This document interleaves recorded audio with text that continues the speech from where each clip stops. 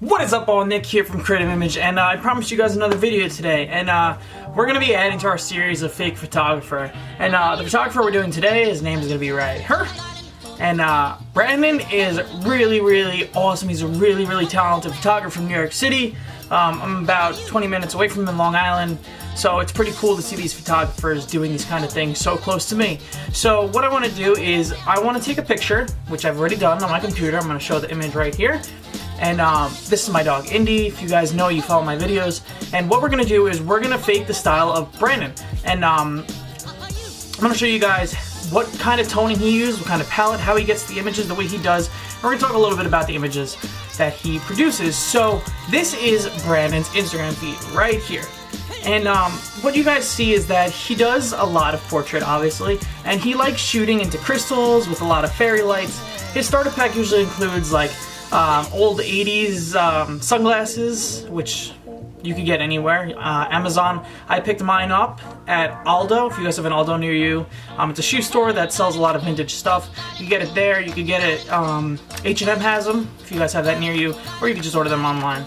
Fairy lights you can get almost anywhere. Target has them, Walmart, and they're really cheap. So that is what you guys need for this photo shoot. Now let's get into the video and how to edit. So let's get to that.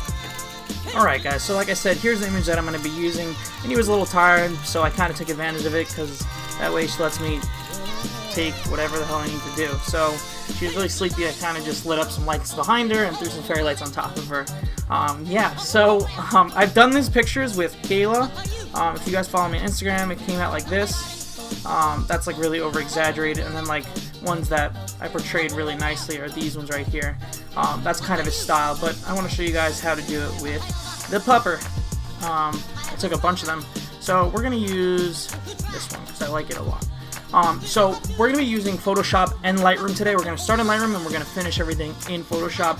Brandon usually, from what I hear, only uses Photoshop, but I would assume that as a photographer he uses every tool that he has possible, because that's what I would do. So let's get started. So what you want to do is, all these numbers are going to vary based on how your image is taken. So what you really want to do is you want to shoot a really dark photo and work from there. So let's show you how to do this. So let's just darken this up a little bit, because I did expose this a little too bright. So let's darken it up just to give it a little more emotion to it, and we're going to give it a little contrast. So I'm going to put about 15 contrast. And now that we kind of have the base of our photo, now we're going to start messing with the temperatures. So Brandon does use a cotton candy palette. So what that means is he uses a lot of blues, purples, and a lot of those tones in between. So if you guys want, you can check it out right here. A Google clip will be in the info box below explaining what a cotton candy palette is. So moving on, so now I got a bluish temperature and the tint is a little bit purple. So I'll do a before and after of just what we've done so far. Don't worry, we'll bring everything back in eventually. So now, excuse me, with the highlights, depends on the image that you have. So if you want to raise the highlights in your image, you could do that.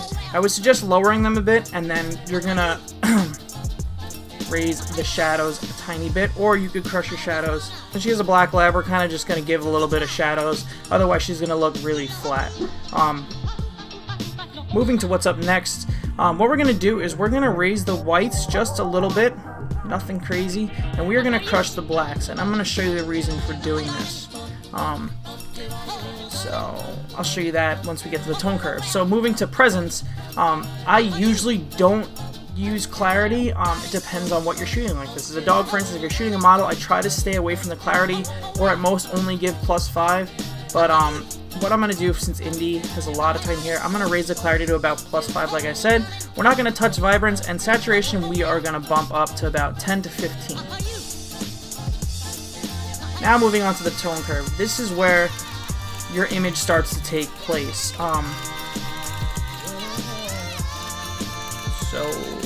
So what we're gonna do is, the way I start my tone curve is I always start with my blacks, so the deeper end of the scale. And what we're gonna do is we're gonna crush it. And you see that if you bring it up the scale, it kind of crushes those tones that you want. And me personally, I like to crush them a lot. and then I'll always go back and I'll fix everything. And now you could see how the colors in her fur are really starting to pop. You kind of see the highlight in the top of her head. So now let's keep going, and we're gonna start playing with more tones here.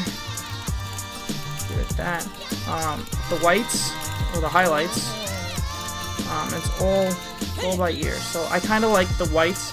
I bring them up just so that the lights, since you're using fairy lights, will pop. So now moving down, this is where the majority of his editing is done, is by adjusting the HSL or the hue saturation luminance of each photo. So if you watch my previous videos, you guys will see that this is how you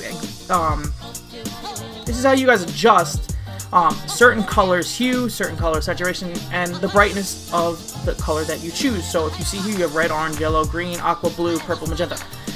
Those are each color that you have inside of your photo, or they're blended together, and so on and so forth.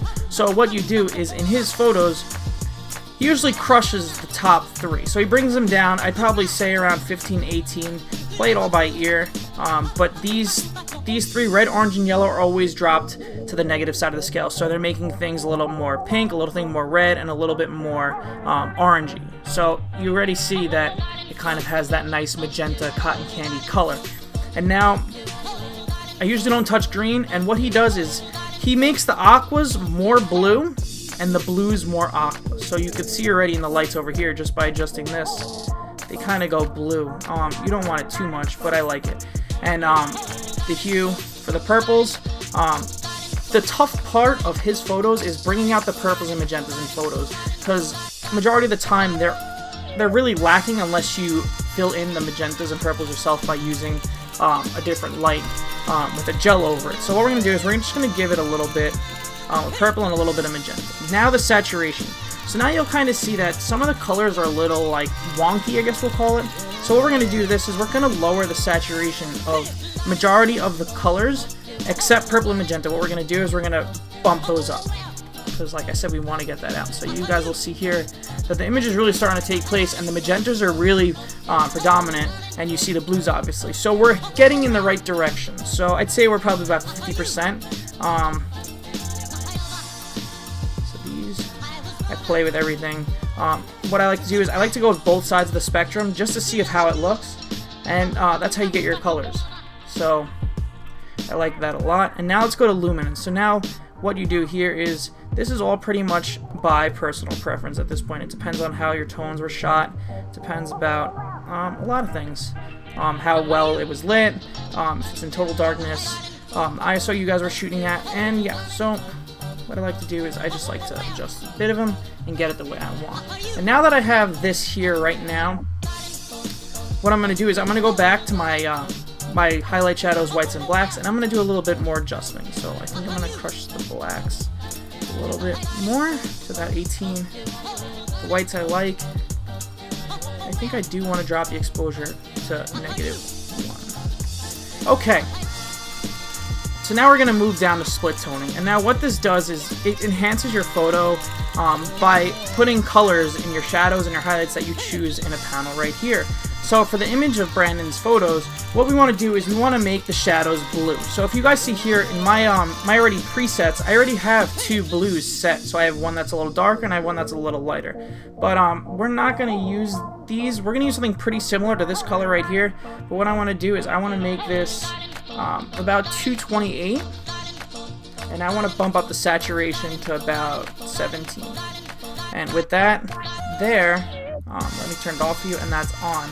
And now what we're going to do is we need to bring a little bit more of like pinkish magenta into the image. So what we're going to do in the highlight is, you could also drag here if you want, but what I'm going to do is I'm going to put in a preset number that I already have saved.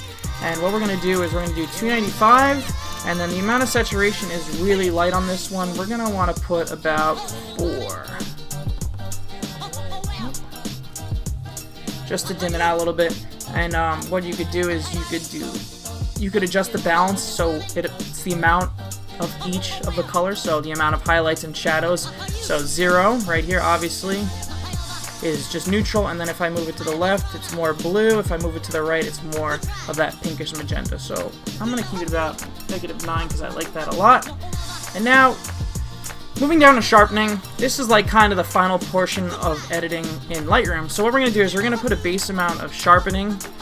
So what I usually do is about 25.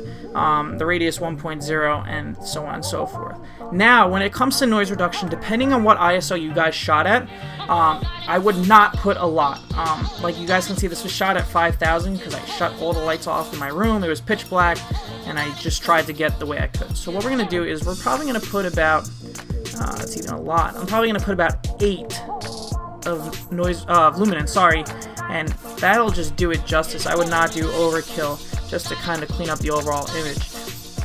So if you guys are going to use lens correction, use lens correction, but for the video, just to save some time, we're not going to do that. Now, if you need to add additional clarity to your photo, what I would recommend is adding a dehaze. So putting it up the scale, like to 9, it kind of gives it a little more natural clarity to the image, which I really like. You don't have to do it, that's just a final step. So let's move into Photoshop now that we're done in Lightroom. Here we are. So you don't have to go forward with this step. This is just an additional step to enhance your photo a little bit more. I just enjoy doing the final touches in Lightroom just because it's a program that I love and it's something I'm familiar with. So if you guys watched the previous video I posted on how to get these plugins by Nick's collection, what I do to enhance this effect even more is I open Color Effects Pro, and once Color Effects Pro is open,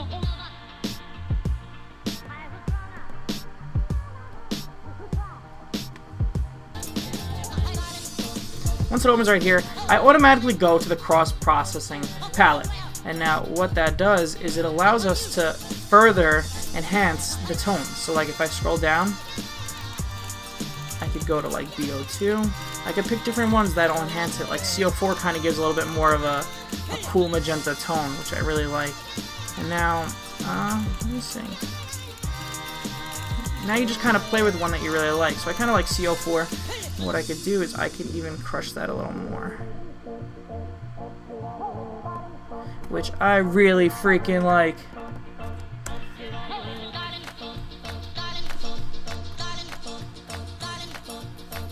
So I'm going to let that load on top of the image, and I'll show you guys a before and after it's done preparing the image. Like I said, this plugin is amazing. Go get it. It is free. It doesn't hurt to have it. It's just a really quick and easy tool to further enhance your photos. So now it should be done after it saves the image. It's going to apply the filter. I will show you.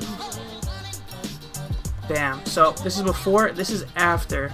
It gives a totally different mood. And now it's kind of bluish, as you guys can see. Now the quickest way to add a little bit more magenta back in your photo is go to photo filter. And what this does is it puts a nice smooth layer of colors is what I'm looking to say. And what we're going to do is we're going to put magenta, but it's really too extra. So what we're going to do is we're going to keep it really low and subtle. So I say like probably about 7. Minimize that, and here's the before and here's an after, and I really like that a lot. And now what I could do here is I could also dim the opacity to further enhance it. So there you guys have it. Here is the final image on the screen. Go ahead and try this. The only thing I recommend is please use a low f-stop lens, something really fast that allows you guys to blow out backgrounds. I shot this photo with my Tamron 24-70, so it's nothing crazy. It's 2.8, but you should get yourself like a 1.4, something like that. So thank you guys for watching. Don't forget to like, subscribe, and comment. I'll see you guys in the next one. Peace.